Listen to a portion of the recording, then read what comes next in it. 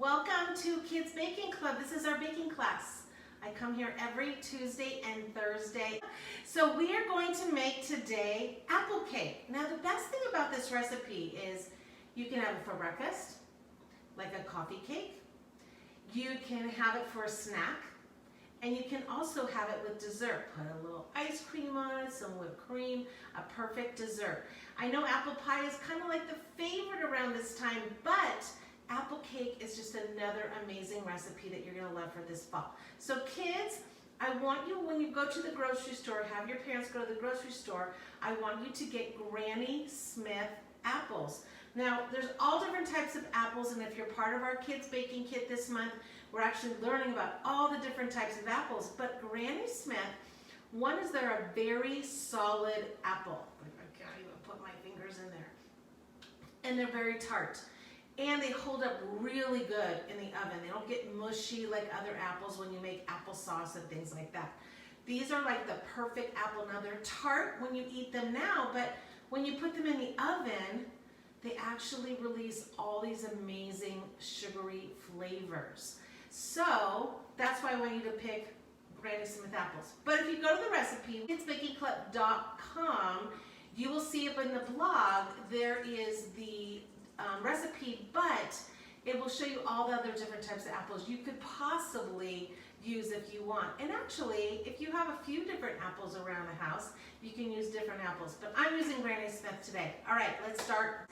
And it's also an added thing for your e-learning. Everyone around this time, with everything with the pandemic, a lot of kids are at home, and we need to get you off the couch. We need to get you off the computer and get your eyes reading recipes and doing fun activities that actually is learning too. These are life skills, math, science, literacy, so many things when you're baking. All right, let's get started. I'm done talking, okay? Well, I guess I am going to be talking a little bit more.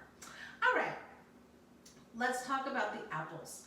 So I'm using Granny Smith apples, and what I did was I went ahead and cut one of the apples already and diced them up. I actually did squeeze a little bit of lemon on top because they do get brown, and I didn't want you guys to see brown apples. But usually when you're making the recipe, you're just cutting them up and putting them in a bowl. So the first thing we're going to do is we're going to get our dry ingredients first. So you're going to need 3 bowls for this. One for the dry ingredients, one for the wet ingredients, or sugar ingredients, and then another bowl for the apples. Just more cleanup. Just, you know, we love to do dishes. I actually love to do dishes.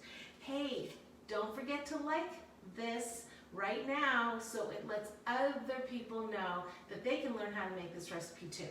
Okay, so we need 1 cup of all-purpose flour. Put 1 cup here. And then it's 1 teaspoon of baking powder. Usually we use a ½ teaspoon in recipes like this, but because the apples are heavy, we need that extra power of the baking powder to make the apple cake rise. And you're going to do 1/4 teaspoon of salt, just to break up the sweetness. Now, if you're going to make it in a round, which is kind of fun because it makes like almost like cutting a pie in wedges, you're going to need an 8 or 9-inch round baking pan, and you need to put shortening, butter, oil, nonstick spray, or parchment paper so it doesn't stick to the bottom, okay? I'm going to stir this up, making sure that all of our dry ingredients are stirred really, really well. Okay, I'm gonna set that aside. I need more counter space. Okay, let's talk about the apples. So you need an apple. Now this is the part that I really need your parents to help you or have them do it, then you can do the dicing part. But using instruments that actually cut the apples sometimes, because it is a dense apple, you want to make sure you guys are kept safe. So go ahead and take your little thing off here, put that over here. And I'm going to use an apple core. So I'm just going to go in like this. If you don't have an apple core, then what you're going to do is just have your parents slice the apple and then take out the middle part, the seeds part.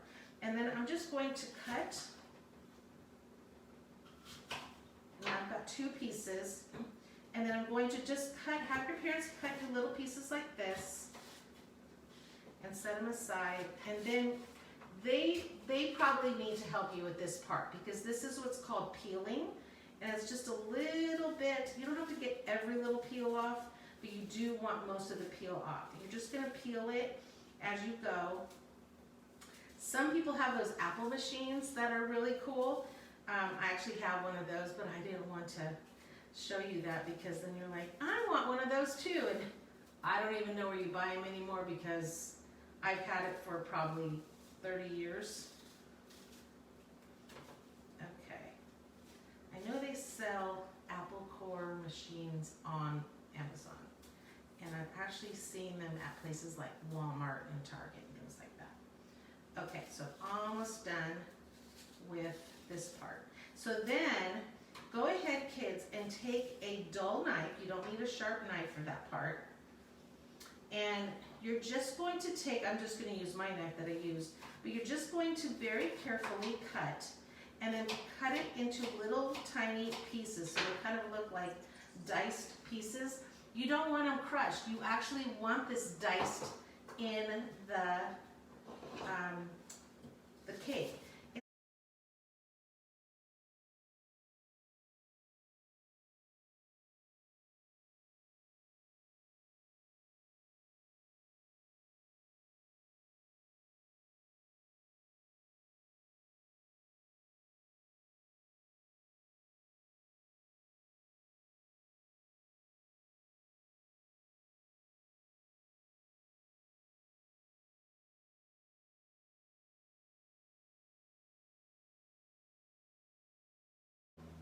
Got our apples. Now I'm going to get 1/2 cup of butter, which is 1 stick of butter, and you can see that I have softened it. See how soft that was? What I did is I let it sit out. It's pretty warm where I live right now, so it softened really well. If it's cold where you live and you forgot to set it out, that's okay. Just go ahead and put it in the microwave for about 5 seconds and you'll see that it softens up. Now you can use a mixer right now if you have one, but I'm just going to show you kind of the quick way, and that is just to kind of cream the butter. And you'll notice that it's creamed because it goes from kind of a yellowish color to more of a white color.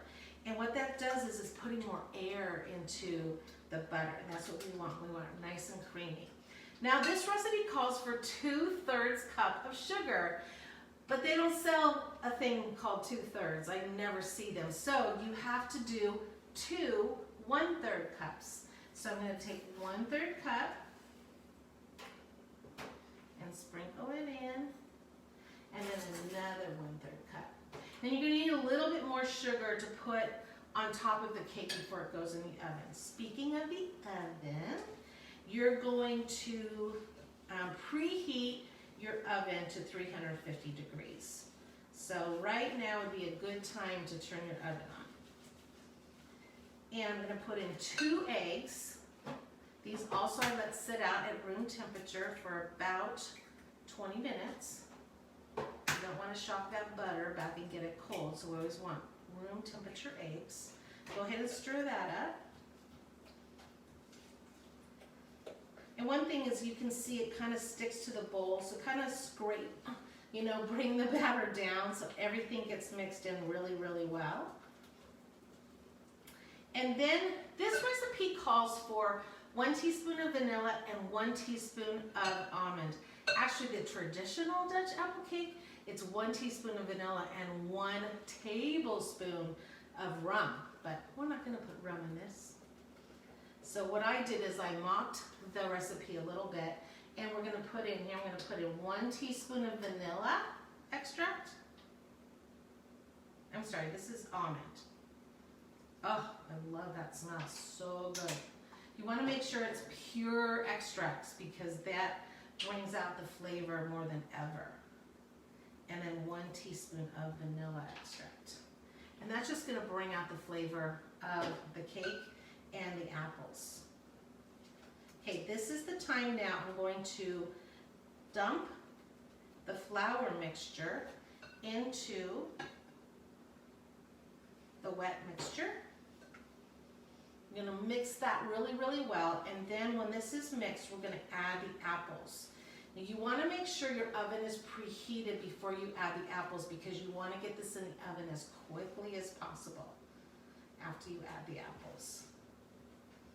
And scrape the side of that bowl and make sure all that's mixed in really, really well. And I can already show you that there's not much batter here. It's really all apple. The batter is really just the binding of the apples. Okay, now we're going to add in all these apples. Oh my gosh, are you kidding me? This is amazing. I love apples. I think apples are my favorite fruit. How about you? I think so. I think because there's so many different varieties. You know, like an orange is an orange, tangerine's a tangerine, but apples, there's, you know, someone told me there was like 35 different varieties of apples. We don't get to see them all because where we live, we don't see all the different types of apples. Okay, now I'm going to put this in my pan. It looks so amazing. Get all that batter. Then we're going to just move that around the pan. And then using a little bit more sugar, we're going to sprinkle that on top. So go ahead and move it around. Oh, it's just a cake full of apples. It's just amazing. Yeah. So as you know that during COVID, I have been bringing all of my baked goods to my baking classes to a nurse down the street. She works at a Kaiser hospital locally, and they love all these recipes. And many of them have found that, you know, our blog and are remaking the recipes. So I know they're gonna love this as much. We just need to let them know how much we appreciate them. I'm just sprinkling on some sugar. It comes out of the oven. I'm going to sprinkle some powdered sugar on top just to make it look really pretty. So when it comes out of the oven, you're going to put it in the oven for about 30 minutes. If you have any questions, any comments, go ahead and put them down below and I will be happy to answer those to you.